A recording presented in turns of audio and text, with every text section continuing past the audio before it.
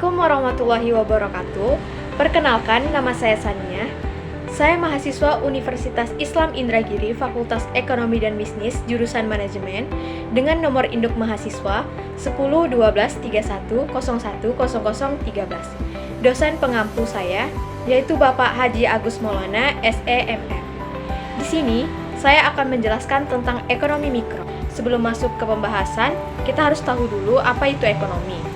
Kata ekonomi berasal dari bahasa Yunani, yaitu oikonomia, yang terdiri dari kata oikos berarti rumah tangga, dan nomos berarti aturan. Jadi, oikonomia diartikan sebagai aturan atau manajemen dalam rumah tangga. Pemikiran Yunani inilah yang nantinya dikembangkan para ahli untuk mendefinisikan ilmu ekonomi. Pengertian ilmu ekonomi menurut para ahli. Menurut Adam Smith, mendefinisikan ilmu ekonomi sebagai ilmu sistematis yang mempelajari tingkah laku manusia dalam usahanya untuk mengalokasikan sumber daya yang terbatas untuk mencapai tujuan tertentu. Ilmu ekonomi itu sangat penting bagi manusia untuk mengelola sumber daya yang sifatnya terbatas agar dapat digunakan secara efisien untuk memenuhi kebutuhan manusia yang relatif tidak terbatas. Kebutuhan manusia bersifat tak terbatas, namun sumber daya yang tersedia bersifat terbatas. Masyarakat memiliki sistem atau mekanisme tersendiri untuk mengelola sumber daya yang terbatas tersebut menjadi barang atau jasa yang bermanfaat. Baiklah, kita masuk kepada pembahasannya. Yang pertama, saya akan menjelaskan tentang pengertian ekonomi mikro.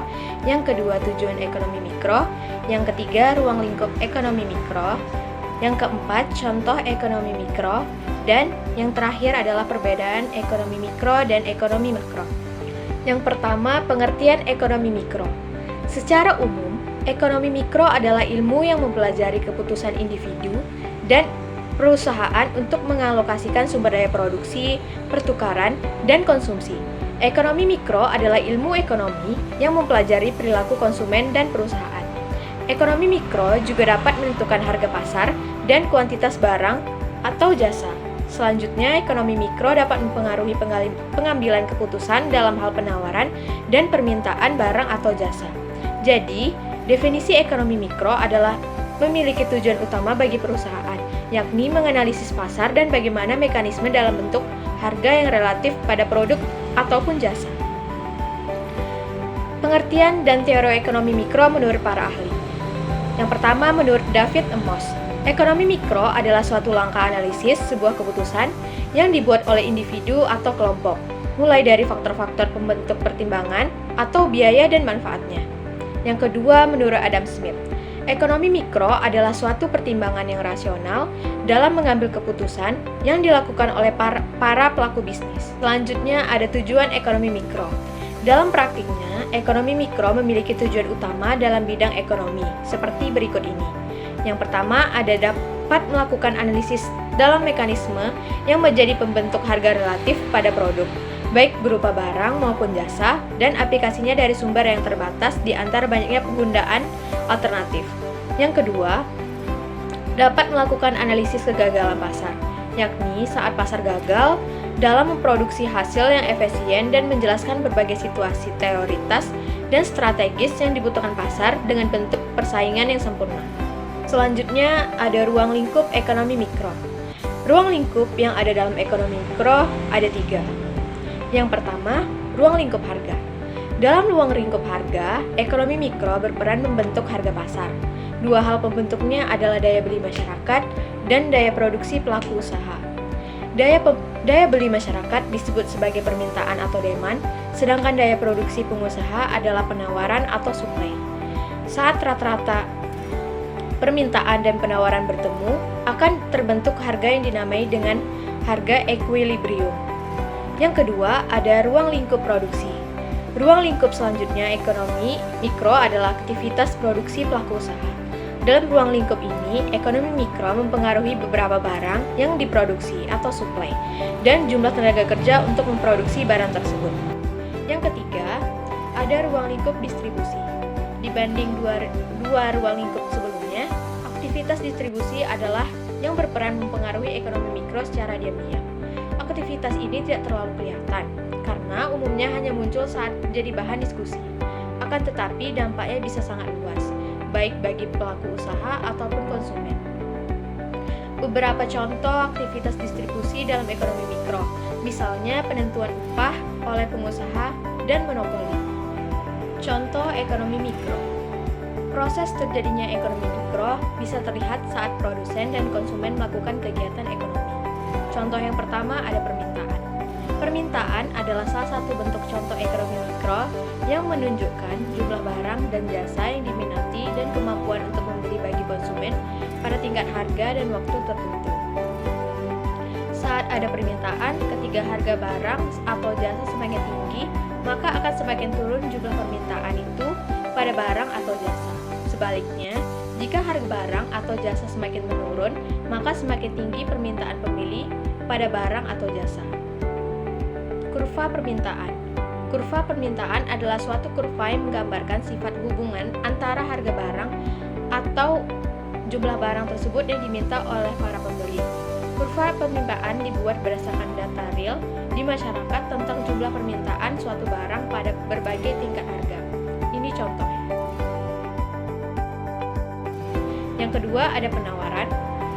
Sebagai permintaan, ada penawaran juga sebagai contoh ekonomi mikro yang menunjukkan jumlah barang atau jasa yang tersedia untuk dijual atau ditawarkan kepada pihak konsumen dengan tingkat harga dan jangka waktu tertentu. Pelaku yang melakukan penawaran adalah produsen, di mana semakin tinggi harga, maka semakin naik pula jumlah penawarannya. Sebaliknya, jika harga semakin menurun, maka jumlah barang atau jasa yang ditawarkan juga semakin rendah. Kurva penawaran. Kurva penawaran adalah kurva yang menunjukkan hubungan antara tingkat harga barang tertentu dan jumlah barang tersebut yang ditawarkan oleh penjual. Kurva ini dibuat atas dasar data real mengenai hubungan tingkat harga barang dan jumlah penawaran barang tersebut yang dinyatakan dalam daftar penawaran. Contohnya ini. Yang ketiga ada perilaku konsumen dan produsen. Perilaku konsumen dan produsen juga menjadi contoh dalam ekonomi mikro yang menunjukkan aktivitas dan proses yang dilakukan oleh para pelaku ekonomi dalam memilih, mencari, membeli, mengevaluasi, dan menggunakan barang atau jasa untuk kebutuhan tertentu. Yang keempat ada harga. Harga tertentu menjadi bagian dari ekonomi mikro karena memiliki hubungan dengan suatu nilai barang. Harga adalah unsur bauran dari pemasaran yang menunjukkan sebuah keuntungan. Fungsi harga dalam teori ekonomi mikro adalah alat ukur yang menunjukkan nilai suatu barang atau jasa. Jadi, saat harga ditentukan, itu dipengaruhi oleh kondisi perekonomian, kurva permintaan dan penawaran, dan juga biaya yang bisa terus mengalami perubahan. Yang kelima, ada biaya dalam. Biaya dalam adalah pengorbanan yang digunakan pengusaha atau individu untuk memperoleh lebih banyak manfaat dari berbagai aktivitas ekonomi yang mereka lakukan. Biasanya, biaya dalam ini dapat mempengaruhi perubahan harga. Contohnya, biaya bahan baku yang tinggi menyebabkan kenaikan harga produk itu tersendiri. Biaya ini juga bisa disebut sebagai istilah cost karena dikeluarkan untuk output sesuai target yang ingin dicapai. Yang terakhir ada pasar. Pasar adalah tempat terjadinya aktivitas jual beli, yakni mempertemukan mereka untuk memperoleh kesepakatan jual beli. Pasar kemudian tidak hanya diartikan sebagai bentuk fisik saja, melainkan bisa terbentuk lebih luas, seperti marketplace atau aktivitas jual beli secara online menggunakan internet. Ada perbedaan ekonomi mikro dan ekonomi makro. Jika membicarakan teori ekonomi mikro, maka tidak lepas pula dengan ekonomi makro. Keduanya memiliki perbedaan yang mendasar, yakni cakupan yang meliputinya. Jika ekonomi mikro memiliki upaya untuk menemukan faktor yang berkontribusi untuk keputusan dan dampak kemungkinannya pada pasar umum, maka ekonomi makro membahas tentang studi holistik berupa struktur, kinerja, perilaku, dan proses pengambilan kebijakan ekonomi pada tingkat nasional. Jadi dapat disimpulkan, ekonomi mikro adalah cabang dari ilmu ekonomi yang mempelajari perilaku konsumen dan perusahaan serta penentuan harga-harga pasar dan kuantitas faktor input, barang, dan jasa yang diperjualbelikan. Ekonomi mikro meneliti bagaimana berbagai keputusan dan perilaku tersebut mempengaruhi penawaran dan permintaan atas barang maupun jasa, yang akan menentukan harga dan bagaimana harga pada gilirannya menentukan penawaran dan permintaan barang dan jasa selanjutnya. Jadi, itulah penjelasan saya mengenai ekonomi mikro. Jika ada kesalahan dalam perkataan saya, mohon maaf. Wassalamualaikum warahmatullahi wabarakatuh. FEB Smart, Vekon hebat, Unisi berjaya gemilang.